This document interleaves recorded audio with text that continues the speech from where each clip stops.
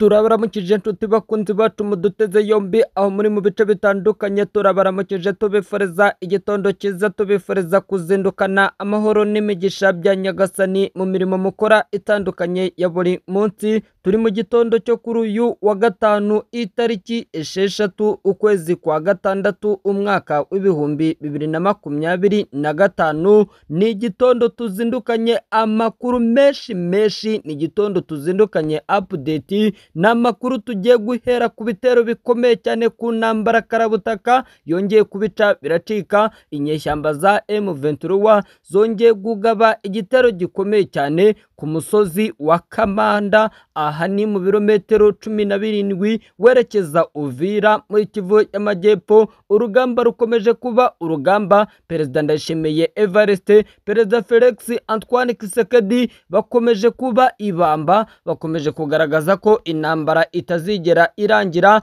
Ni nako kandi abakekaga ko iyi ntambara igiye kuba yarangira bitakibaye. Ndakubwira amakuru yose ajyanye n'intumwa za M23 zamaze gukurwa iduha muri Katari igitaraganya. Aya makuru yose ndaje ndayakubwira, ni nako ndibuze kukubwira ukuntu uwahoze ari perezida wa Repubulika Demokarasi ya Kongo, uyu na wundi ni Joseph Kabila, amakuru aragaragaza ko yababajwe n'urupfu rw'uwitwa Liyetona General Sikatenda waguye muri gereza. Ese uyu musirikare yishwe n'iki? Ese uyu musirikare ahuriye hehe n'ikibazo cy'umutekano muke kiri mu burasirazuba bwa Repubulika Iharanira Demokarasi ya Kongo? Ndaza kugaruka ku kibazo cy'u Rwanda n'Ububiligi cyari kimaze iminsi ariko kikaba cyamaze kubonerwa umuti. Aya makuru yose ndaje ndayakubwira. Icyo nkusaba nimba ari ubwa mbere unkurikiye ni ukujya munsi ya video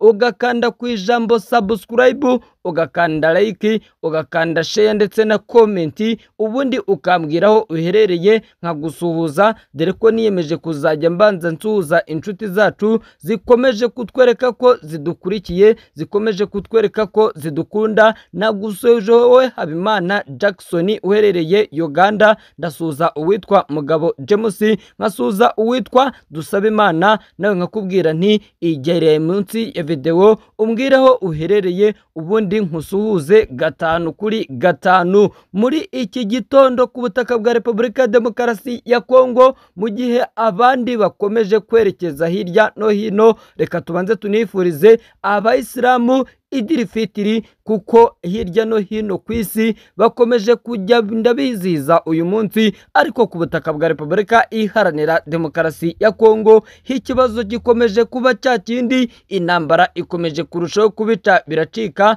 amasasu akomeje kumvikana umunsi ku munsi. Ubu noneho nta kindi kirimo kiragarukaho usibye imirwano irimo kumvikana mu mujyi wa Uvira. Ingabo z'u Burundi zirimo ziraza umunsi ku munsi. M23 yamaze kugota uyu mujyi wa Uvira, iwugose nyuma y'uko ifashe umujyi wa Goma, igafata umujyi wa Bukavu mu rwego rwo kwitegura gufata Kivu ya ruguru, Kivu y'Amajyepfo. Inyeshyamba za M23 zanahamagaje igitaraganya. Nimvuga ngo igitaraganya wumve gukura intumwa zabo iduha muri Katari, ahari harimo kubera ibiganiro byahuzaga guverinoma y'i Kongo n'izi nyeshyamba za M23, umutwe urwanya ubutegetsi bwa Repubulika Iharanira Demokarasi ya Kongo. Wamaze guhamagaza intumwa wari warohereje iduha muri Katari ku biganiro na leta y'i Kinshasa. Izi ntumwa za M23 zahamagajwe ku itariki 30 ziri mu biganiro zari zimazemo iminsi isaga 30 na leta y'i Kinshasa. Uwo munyamakuru wigenga uyu nta wundi ni Steve Mwemba, usigaye yegereye M23 ndetse n'ihuriro rya Alliance Forever Congo ribarizwamo M23, yatangaje ko mu ntangiriro z'iki cyumweru aribwo ziriya ntumwa zari ziyobowe na Benjamin Mbonyima, umwe mu banyamabanga bahoraho ba M23 zatashye. Yagize ati kuri ubu ngubu Kinshasa na M23 nta ruhande ruratangaza uburyo burambuye bw'ibyo bumvikanye. Muri Mata uyu mwaka impande zombi zari zasohoye itangazo rivuga ko zumvikanye ingingo zirimo guhagarika imirwano kugira ngo ibiganiro by'amahoro byazihuzaga bibe mu mwuka mwiza. Ni ibiganiro yaba Kinshasa yaba M23 bavuze ko byibandaga ku mpamvu muzi y'intambara ikomeje ndetse n'uburyo burambuye bwo kuyirangiza mu burasirazuba bwa Kongo. Abahagarariye RDC FCI biyemeje kubahiriza izi ngamba guhera ubwo ibiganiro byatangiraga kugeza bizarangira habonetse umuti urambye, ndetse banasaba abanyekongo bose n'abayobozi b'amadini n'itangazamakuru gushyikiriza abaturage ubutumwa bw'amahoro butanga icyizere. Kuwa tariki 18 Werurwe 2025 nibwo Emir wa Qatar Sheikh Tamim Ben Hamad El Thani yahuje perezida w'u Rwanda Paul Kagame na perezida Felix Antoine Tshisekedi wa RDC mu biganiro bigamije guhosha umwuka mubi umaze igihe hagati y'ibihugu byombi. Ibi biganiro byakurikiwe n'uruzinduko abahagarariye FCI barimo umuyobozi wa politike mu bya politike Bertrand Bisimwa na Colonel Nanga ndetse na Colonel Nzenze Imani ushinzwe ubutasi n'ibikorwa bya gisirikare muri M23. Bose bahise bagera i Doha muri Qatar. Icyo gihe leta ya Qatar yaganiriye n'abahagarariye M23 bayisobanurira impamvu yatumye bafata intwaro bifuza kuganira na leta y'Kinshasa. yahamagajwe na ziriya ntumwa mu gihe hari amakuru y'uko imirwano ikomeje hagati y'uriya mutwe n'ingabo za Kongo. Imirwano ikomeje kumvikana uko bwije n'uko bukeye. Ni nyuma y'uko muri iki cyumweru uriya mutwe watangaje ko wateguje abaturage bo muri teritwari ya Walikale kushobora kwigarura umujyi wa Pinga uyiherereyemo. Nkwibutse ko uyu mujyi wa Pinga urimo ikibuga cy'indege gikomeje kuvugisha abatari bakeya. Bivugwa ko M23 yamaze kugaragaza ko yiteguye gufata iki kibuga cy'indege, mu gihe twebwe twakekaga ko intambara yaba yararangiye, mu gihe twe twakekaga ko iyi ntambara yaba yarashyizweho akadomo.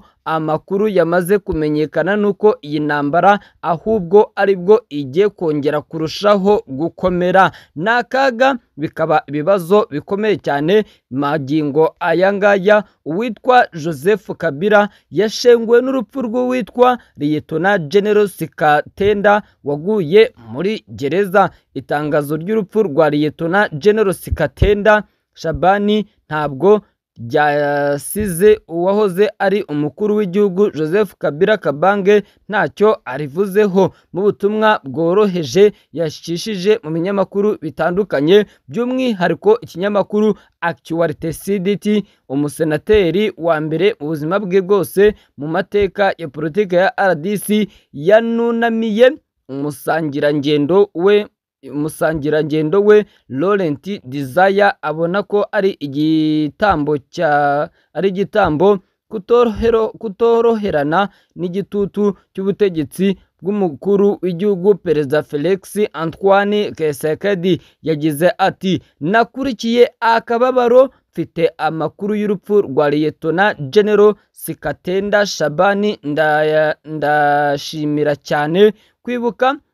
ndashima cyane kwibuka uyu musirikare mukuru wari mu kiruhuko cy'izabukuru, umusangirangendo wa muzehe Lieutenant Desire Kabila wari ufite imyaka 83, wambonye mvuka, wanteruye, yarafashwe arafungwa kuva Ugushyingo 2023 nta rubanza kugeza ubwo apfuye kubera gufatwa nabi. twihanganishije umuryango we nyakwigendera wapfuye, bagenzi be babanye mu rugamba na muzehe Laurent Desire Kabila, ingabo za RDC arizo FARDC ndetse n'umuryango wose w'ababemba. Amahoro n'iruhuko ridashira kuri roho ya Generali nk'uko byatangajwe na Joseph Kabila kuri uyu wa gatatu itariki 4 Kamena ari mu mujyi wa Goma ugenzurwa n'abarwanyi ba M23. Wahoze ari mugenzi wa muzehe Laurent Desire Kabila, Lieutenant General Katenda Shabani, kuba mu 1997 kugeza 1988 yayoboye icyahoze ari urwego rushinzwe gutahura ibikorwa byo kurwanya igihugu mu gisirikare XDM, ubu rwahindutse urwego rushinzwe ubutasi bwa gisirikare arirwo rwa FARDC. Yari umuntu uzwi cyane muri FARDC wabaye mu myanya myinshi y'ingenzi, harimo nko kuba umuyobozi mukuru wungirije ushinzwe ibikorwa by'ubutasi. Yabaye kandi umuyobozi mukuru w'amashuri ya gisirikare n'ubuyobozi bukuru bw'ingabo mu bice bitandukanye. Mu ijambo rye arutse gutangaza mbere yo kwimukira i Goma, Joseph Kabila yamaganye umutekano wifashe nabi mu ntara nyinshi harimo Kinshasa, umurwa mukuru wa RDC, kubera ibikorwa by'umutwe wa Mabundo. Mu ijambo rye yamaganye ko umutekano uhagaze nabi muri iki gihugu, avuga ko byatewe n'imiyoborere mibi y'igihugu irangwa n'amahugurwa ya gisirikare adahwitse, kwinjiza mu gisirikare bidafututse no gushyira imbere amoko, byiyongeraho gufungwa nta rubanza kw'abasirikare bakuru benshi bo mu rwego rwo hejuru ndetse n'abashinzwe umutekano. Anagaragaza kwibasira abasirikare bavuga ururimi rw'Igiswahili bamaze iminsi batotezwa uko bwije n'uko bukeye.